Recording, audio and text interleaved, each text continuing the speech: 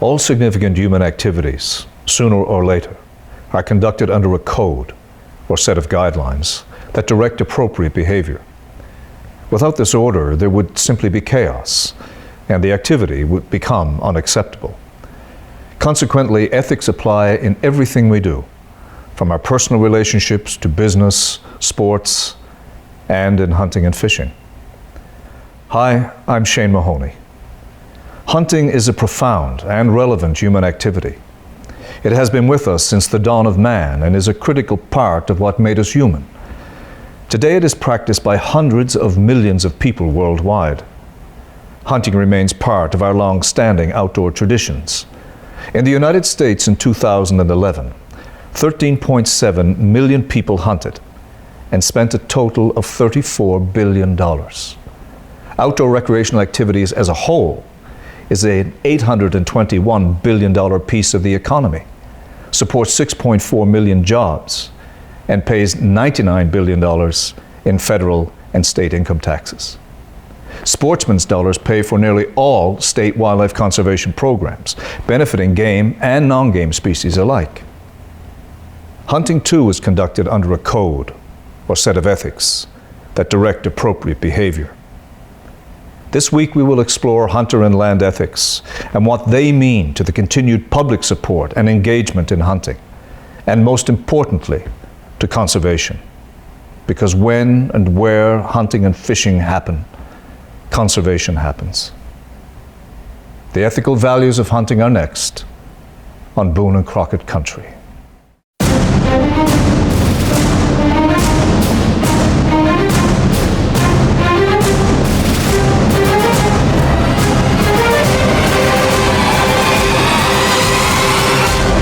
Boone and Crockett Country, presented by Leupold, America's Optics Authority. How many bucks did you see down there this morning? This morning, I think I saw 2 bucks and a bunch of does. Some of those bucks we saw were just spikes. A conversation about ethics in hunting, the use of wildlife, and the land where wildlife lives is a conversation about values and continuance. As sportsmen, we carry with us an individual and collective set of values into the field. Our values toward the wildlife we pursue and the environment in which they live are also linked to the purpose for which the prey is killed, whether it is for food, the experience of the chase, the accumulation of fond memories, or all of the above rolled into one satisfaction. Hunting ethics are also about continuance. These values in hunting are more important today than at any time in history. Why? Because a hunter's values, what motivates us, and how we conduct ourselves, shapes society's opinion of hunting.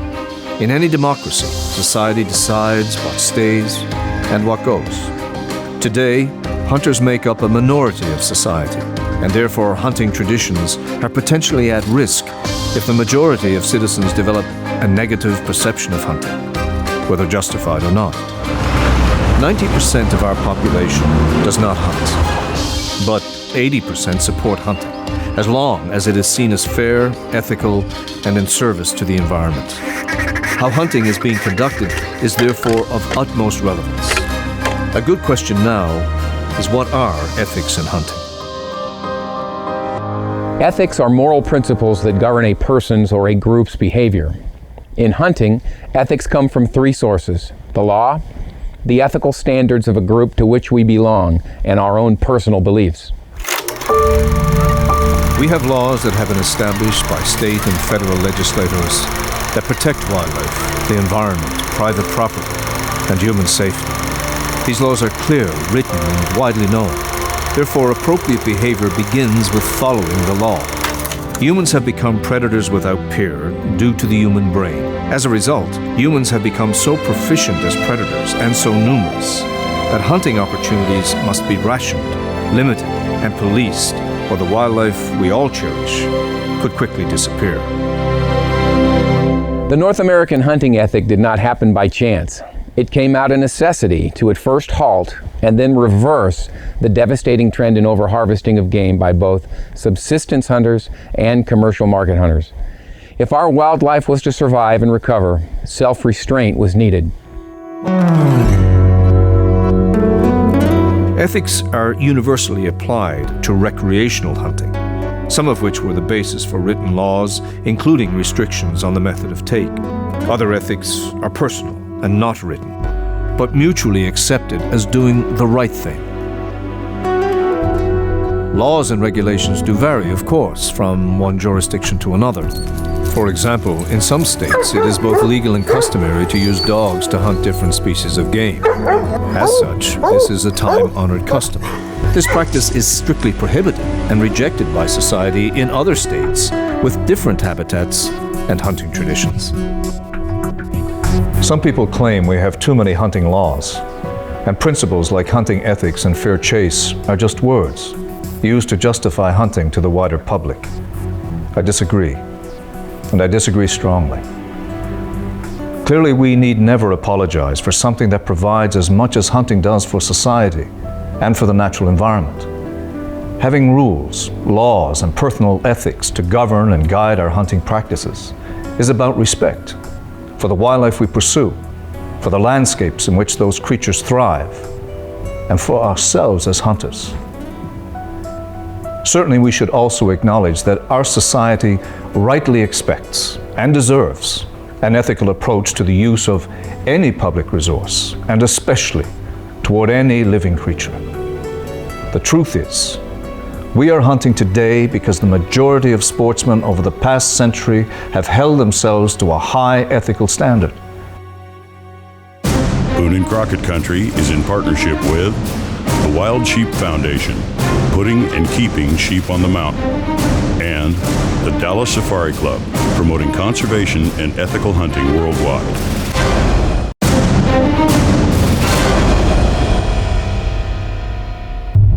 Ethics in hunting led to the establishment of our game laws. They also come from the standards of a group that share the same beliefs. Past this, ethics in hunting are very personal.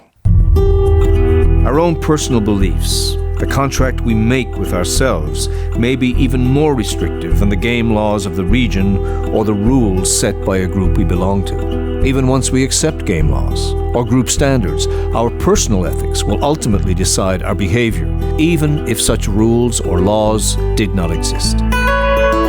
The best example of this is what we do when no one is watching. What you feel as a hunter is right and acceptable, or wrong and unacceptable, must always remain the most important guide to your behavior afield. Personal ethics are the aspects of hunting that cannot be legislated. The question is, how do we manage the many choices that are not always clear? The situations that test our own values, the tough choices. In total, our individual responses to these situations add up to influence the public's opinion of hunters and hunting, both positive and negative. We have laws that regulate hunting. There are the ethical standards of groups or organizations we belong to.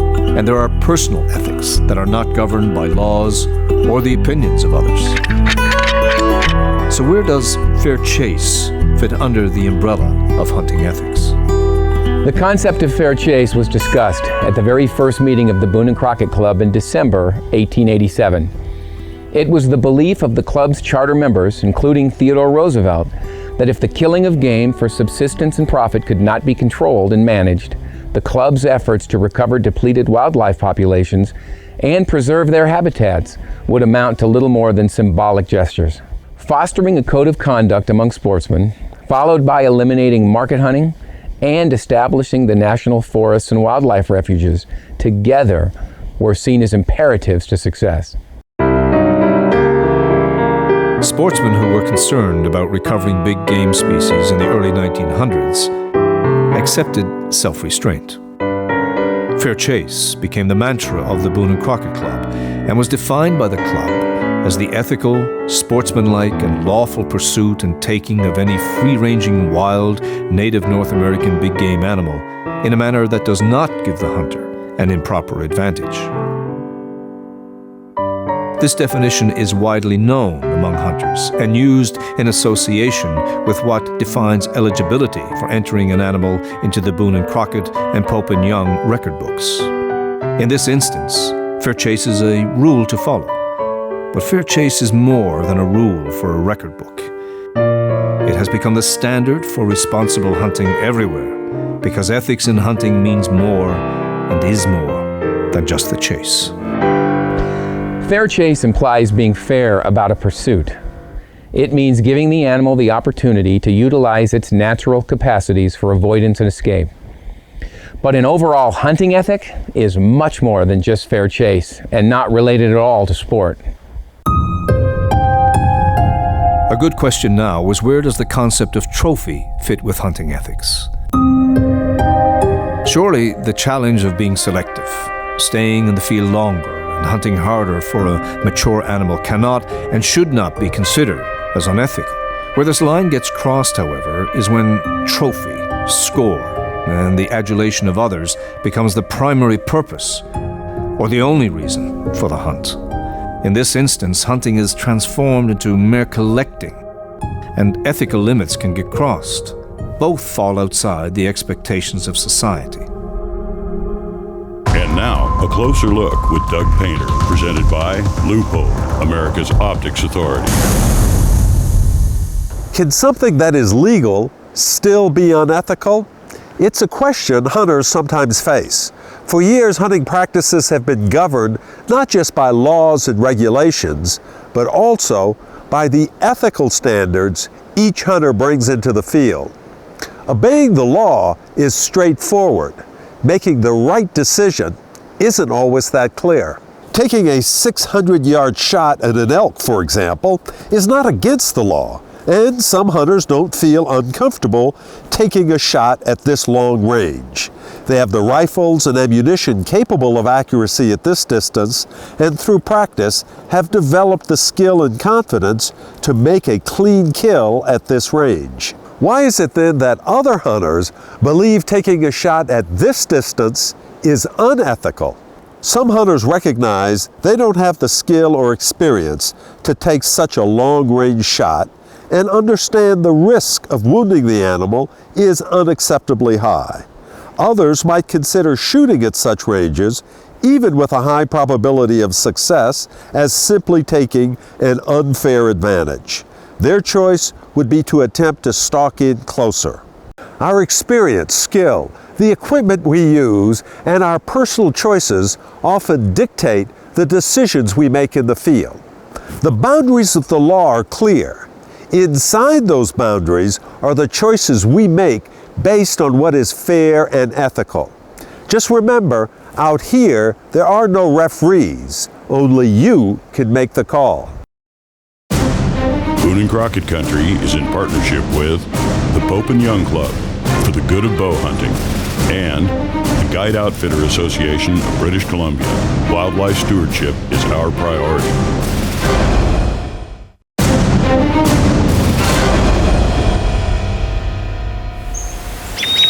The concepts of rules, laws, and fair chase are closely related in many hunters' minds with the notion of sport hunting. However, we need to be clear about something. Hunting is not a sport like baseball, football, or any other field or court sport. In these activities, you have willing participants that come into the engagement with predetermined rules of operation that are known and accepted beforehand by all individuals. There is only one willing participant in hunting, and the competition is not between groups of people. Sport in hunting means only a sporting approach that recognizes the advantage our technology gives us as hunters, and a desire to limit our application of this technology so as to give the animals we pursue a legitimate chance to escape. It also recognizes our own superiority as the alpha predator and the need to limit this advantage. Ethics in hunting also include a respect for the environment. Sportsmen, maybe more so than any other segment of society, know the importance of the ethical treatment of the land. Wildlife was not the only natural resource that was caught in the crosshairs of manifest destiny. Land was also abused. Forests were clear-cut, prairies were turned under by the plow, wetlands were drained or filled in. It was a devastating 1-2 punch. Taming the wilderness was seen as progress across America, and we didn't have natural resource scientists to tell us what the implications would be of that progress.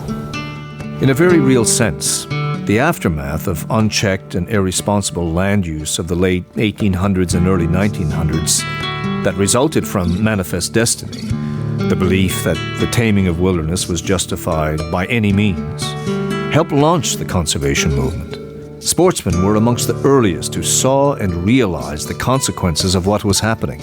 But sportsmen did more than that.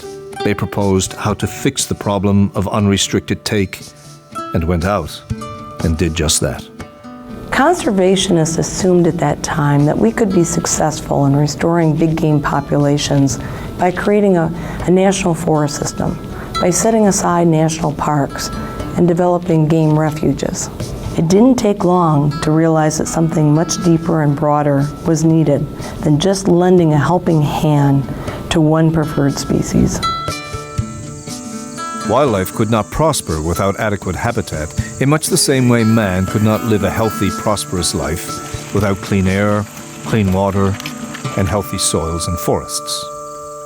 Aldo Leopold wrote that there must be some force behind conservation that's more universal than profit, that's less awkward than government, and less empirical than sport. Something that reaches into all time and place, where men live on the land. Something that brackets everything from rivers to raindrops, from whales to hummingbirds, from estate lands to window boxes. I can see only one such force, a respect for the land as an organism, a voluntary decency and land use exercised by every citizen and every landowner out of a sense of love and obligation to the great biota that we call America. President Theodore Roosevelt believed that the true health and wealth of the nation were its natural resources, and that as Americans it was our duty to use these resources in a respectful and sustaining way. A land ethic is crucial to devising such an approach to resource use. This land ethic is still to this day one of the most important things that came out of the conservation movement that sportsmen led in this country. It served us very well in restoring populations. But as we look to the future, as we look to energy independence, we will be put to the test. We need to be careful that we don't move into an era of manifest destiny once again.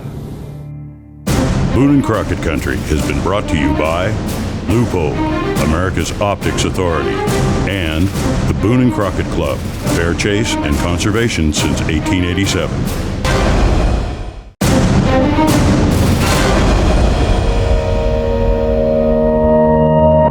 So far, we have discussed hunting and land ethics. The good question now is, why are ethics important? History has proven that our society will eliminate, or at least greatly diminish, those activities seen as unethical. Therefore, society at large must be assured that hunting is something more than killing, and that hunting does not risk, but rather ensures, the survival of the hunted. Through the concept of fair chase and the hunting ethic, hunting transcends mere killing and becomes something much, much more.